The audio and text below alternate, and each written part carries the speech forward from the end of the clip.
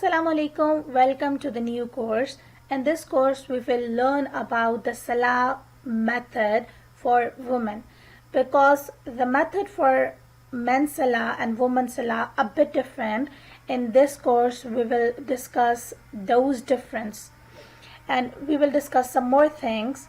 Let me show you the content. Okay, this is the content of our this course. First, we will discuss the prayer table, then the precondition of namaz, then some mandatory thing in salat, and then the steps. Finally, the steps, like step 1, step 2, and then other things. We will discuss these steps in detail, and then it's such that sahaf. It's very important because sometimes we forget to do the wajib thing. So if we miss that wajib thing, it's like in Islam that if we do the sajda sahab, it's good to go. We don't have to repeat all of the namaz again. And then the next thing is, which we will discuss, are the factors that nullify salah, and then it's salatul witr. Salatul witr is basically a wajib which we pray in the isha's namaz. And then the last thing which we will discuss in this course is permissible action during Salah. But before starting the content in this video, we will discuss the excellence of offering Salah, and then some harms of not offering Salah. So let's discuss some excellence of offering Salah. The first one is that Salah is a pillar of Islam.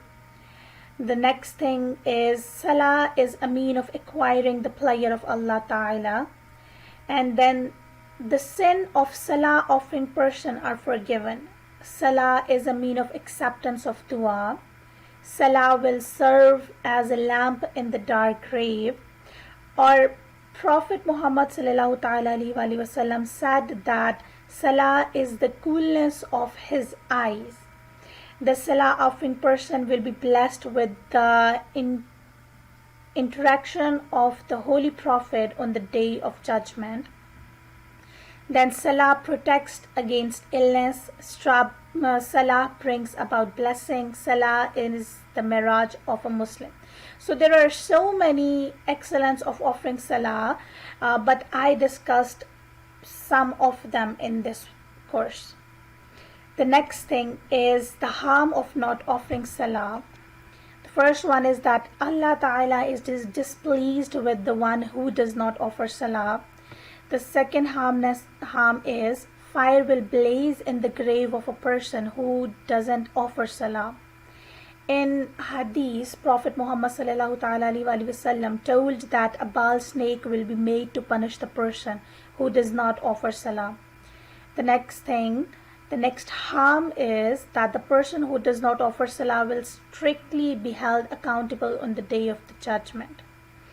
And then if a person deliberately misses even a single Salah, his name is written on the door of a hell. So from these harms and from the excellence which I defined earlier, you can imagine that how important the Salah is in our Islam. In the next video, we will discuss the prayer table, inshallah. So see you in the next video.